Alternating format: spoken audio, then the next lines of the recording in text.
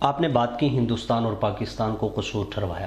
آپ کے بڑے ہمارے ابو اجداد اٹھ کے ان کا ایک فیصلہ تھا الحاق پاکستان. قصوروار پاکستان کیوں یا قصوروار ہندوستان کیوں؟ یہ کہ یہ جو الحاق کا نقطہ نظر اس پار یا اس پار پیدا ہوا، یہ پیدا کرنے میں بھی دہلی اور اسلام آباد کا بڑا بنیادی اور کلیدی رول ہے. ویسے بھی مسلم کانفرنس ریاست جموں کشمیر کی کوئی نمائندہ عوامی جماعت تھی نہیں. اگر آپ بات کریں یونائٹڈ نیشن کی ریزولوشنز کی بات کریں تو وہاں پہ تو تھرڈ آپشن ہمیں کہیں نہیں ملتا.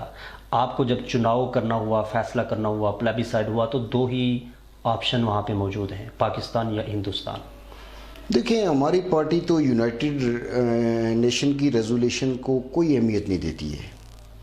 بات یہ ہے کہ وہ مینڈیٹری بھی نہیں ہے. ریاست جموں کشمیر کا آج میں آزاد کشمیر کی پولیٹیکل پارٹی سے کہتا ہوں کہ جان ہے تو ریاست جموں کشمیر کا علاق کر کے تو دیکھیں. یہ ممکن نہیں ہے. 4000 برابر میل کا تو اعلان کر سکتا ہے، علاق تو پوری ریاست جموں کشمیر کا ہوگا. تو آپ نہیں سمجھتے کہ اقلیت کیسے ہے جبکہ پاکستان مسلم لیگ نون، پیپلز پارٹی، دیگر جماعتیں چاہے وہ آپ کے مذہبی جماعتیں ہوں، وہ تو اس کو ایک ایمان کا حصہ سمجھتی ہیں الحاق کو. راجہ فاروق حیدر ریاست جموں کشمیر کے کسی مسئلے پہ بولتا ہے، اگرچہ دوگلی پالیسی ہوتی ہے اس کی اکثر، لیکن آپ نیچے پبلک میں دیکھیں کہ جتنی داد اس کو اس پہ ملتی ہے اتنی کسی اور چیز پہ نہیں ملتی. لیکن سردار محمد ابراہیم خان صاحب نے اپنے 40 سالہ تجربے کے بعد کشمیر ساگا کے 22 نمبر باب میں یہ بات لکھ دی ہے کہ ریاست جموں کشمیر ایک انڈیپینڈنٹ اسٹیٹ کے طور پہ سروائیو کر سکتی ہے اور ہندوستان اور پاکستان کو اس کی انڈیپینڈنس کو تسلیم کر لینا چاہیے. مولانا فضل الرحمان نے راولہ کوٹ میں کھڑے ہو کے انکلوڈ اپنی جماعت سب کے منہ پہ تھپڑ رسید کی ہے کیا، اور میں سلام کرتا ہوں مولانا فضل الرحمان کی اس رائے کو. 87 میں مولانا فضل الرحمان نے راولہ کوٹ میں کھڑے ہو کے یہی بات کی تھی کہ جن سے تم توقع لگائے بیٹھے ہو ان سے کبھی آزادی نہیں مل سکے گی تمہیں.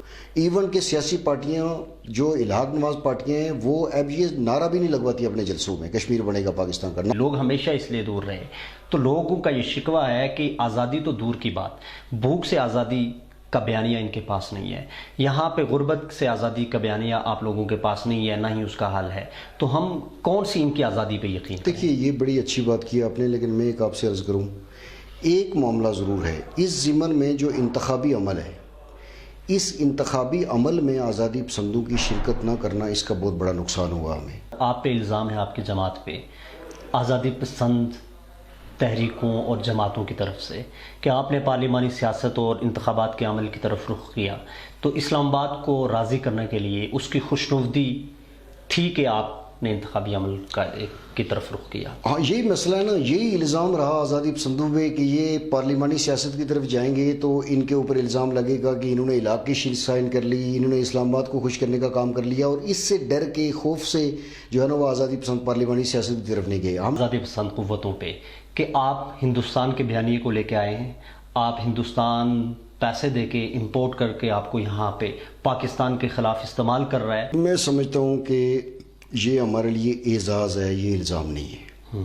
کیوں کہ آزاد کشمیر پہ ہندوستان کا قبضہ نہیں ہے، گلگت بلتستان پہ ہندوستان کا قبضہ نہیں ہے.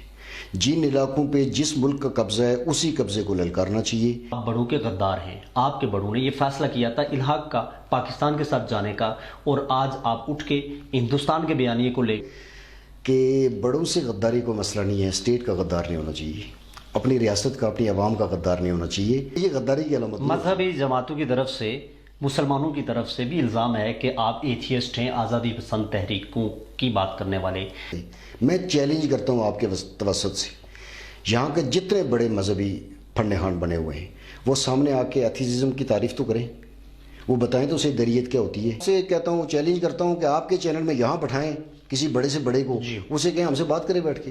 کبھی آپ نے یونٹی کی بات نہیں کی، کبھی آپ نے اتفاق اتحاد کی بات نہیں کی، کبھی آپ کے سٹیجز سے ہم نے یہ بات نہیں سنی کہ یار اب یہ لڑائیاں، جھگڑے، فتوے، الزامات پرانے ہو چکے ہیں، انہوں نے ہی تقسیم کر رکھا ہے.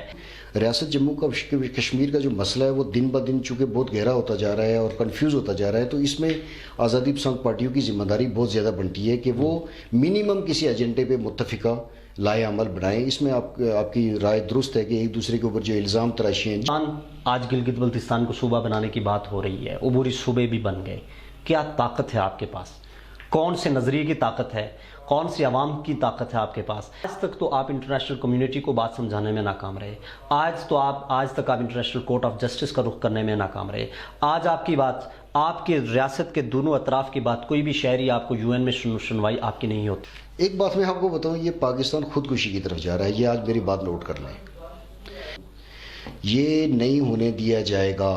ہم طاقت میں ہیں یا نہیں ہیں، بین الاقوامی حالات اس کے متحمل نہیں ہیں، ریجنل حالات اس کے متحمل نہیں ہیں، اور شاید پاکستان یہ دعوت دے رہا ہے اپنے مخالفین کو کہ وہ پاکستان کو ناکو چنا چبوا دیں۔ کشمیر کا ایسا حل ممکنہ بھی ہو، آسان بھی ہو اور حل بھی ہو۔